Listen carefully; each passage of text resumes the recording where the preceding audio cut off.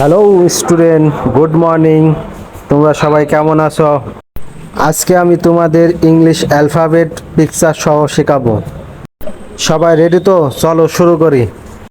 You, ইউতে umbrella. Umbrella মানে ছাতা।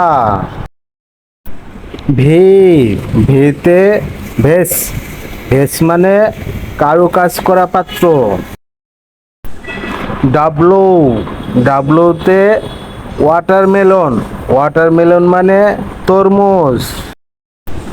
X, এক্সে জাইলোফোন।